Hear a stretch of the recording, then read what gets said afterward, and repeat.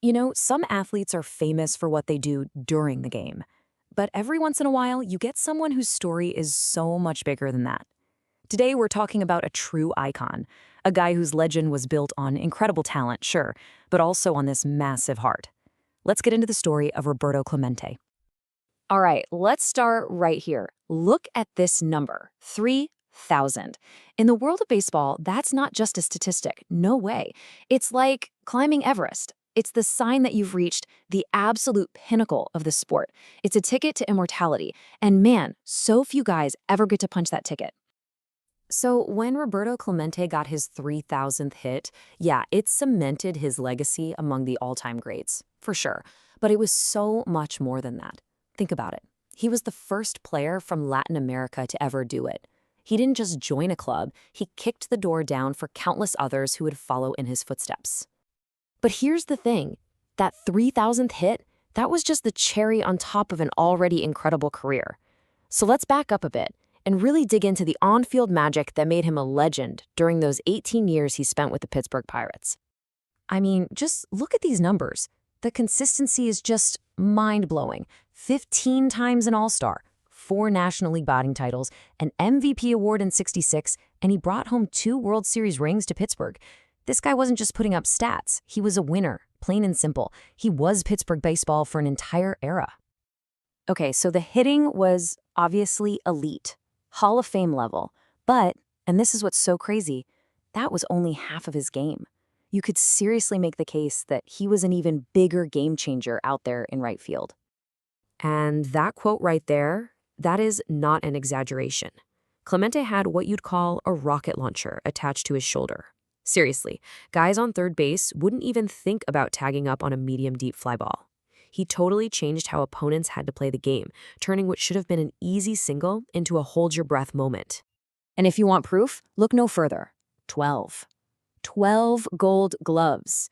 Now, to give you some perspective, your average Hall of Famer out there in the outfield, they have about 7. Clemente almost doubled that. That's not just good, that's total absolute dominance. A master at his craft. So, okay, we've established it. The guy was a legend on the field. Hall of Famer, no question.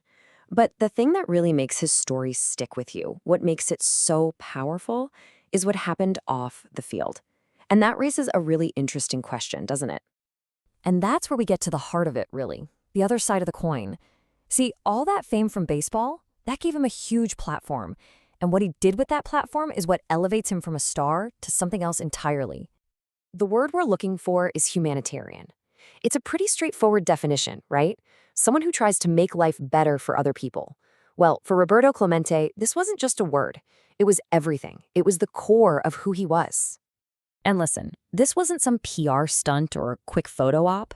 Not for him.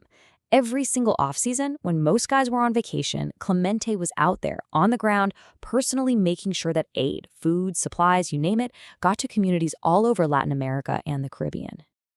And it's this passion, this absolute dedication to helping people that tragically brings us to the final chapter of his story. So, picture this. It's the end of 1972. A massive earthquake just devastates Managua, Nicaragua. Clemente, being who he was, immediately starts organizing relief flights. But then he gets word that the supplies aren't getting to the victims. So what does he do? He says, fine, I'll go myself. I'll make sure it gets there. So on New Year's Eve, he gets on a plane loaded with aid, and just moments after takeoff, it crashed. The news was just devastating. The world was in shock. A true hero was gone, just like that. But in the middle of all that grief, the baseball community knew they had to do something, and do it fast, to make sure his legacy would live on forever. Normally, there's a strict 5-year waiting period before a player can get into the Hall of Fame. It's a hard and fast rule. But for Roberto Clemente, they threw the rulebook out the window. They inducted him the very next year in 1973. Think about that for a second. It had never been done before. He was the first.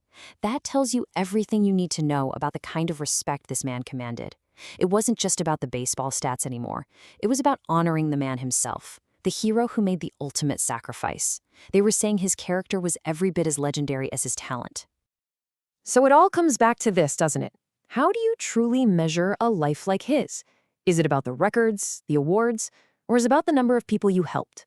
Roberto Clemente was a legend by any baseball metric you can think of, but he was a hero because of his heart. And his story is this powerful reminder that maybe, just maybe, the most important stats aren't the ones you find in a box score.